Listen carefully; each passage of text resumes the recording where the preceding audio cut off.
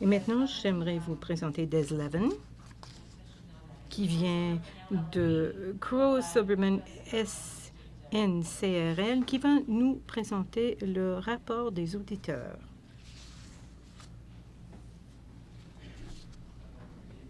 Alors, bonsoir tout le monde.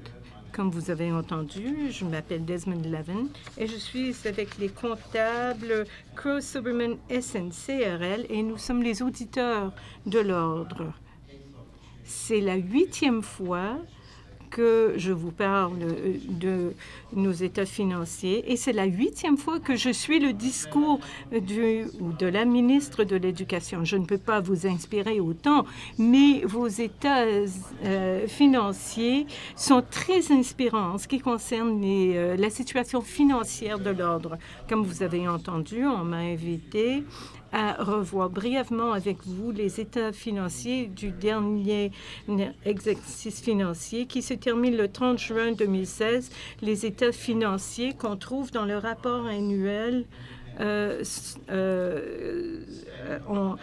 rapport de l'auditeur, la position financière en date du 30 juin et l'état des exploitations pour l'année qui se termine le 30 juin 2016.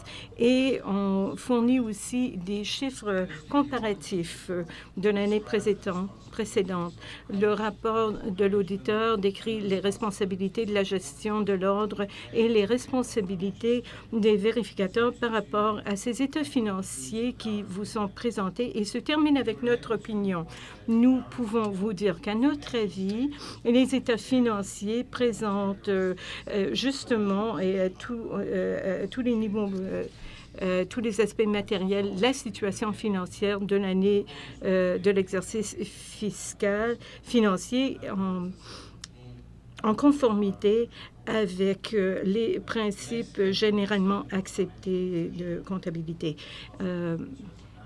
Ensuite, le bilan. Le bilan, il s'agit d'un résumé des actifs de l'ordre en date du 30 juin 2016, c'est-à-dire à ce jour-là, vos actifs totaux étaient de 9,7 millions de dollars, surtout en espèces, 8,6 millions de dollars, l'équipement et les baux d'environ 1 million de dollars.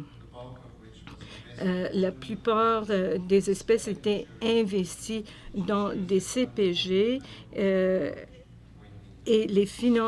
l'argent sera disponible à l'ordre lorsqu'on a besoin. Le passif est de 4,5 millions de dollars, des revenus différés, des cotisations reçues par l'ordre après le 30 juin 2016. Vous payez vos cotisations une année à l'avance. Donc, la partie de vos cotisations qui ont été versées après le 30 juin ne sont pas seront inclus dans les états financiers de 2017. Il y a aussi les comptes payables et les charges accumulées de 618 000, c'est-à-dire des dépenses encourues durant la période se terminant le 30 juin 2016 pour lesquels les paiements ont été faits après cette date. Et le dernier point, ce sont les actifs nets qui totalisent environ 4,8 millions de dollars et cela représente les actifs totaux de 9,7 moins un passif de 4,9 millions. Le montant investi dans le matériel et les baux a été investi séparément, ce qui nous amène à un surplus. Ce surplus, c'est le montant qui est disponible et que l'ordre peut utiliser à l'avenir pour continuer à exploiter ses activités et atteindre ses objectifs. Ces exigences à l'avenir sont non seulement des dépenses d'exploitation, mais comprennent aussi le remplacement du matériel et le financement de projets à l'avenir qui permettent de remplir son mandat en tant qu'ordre réglementaire.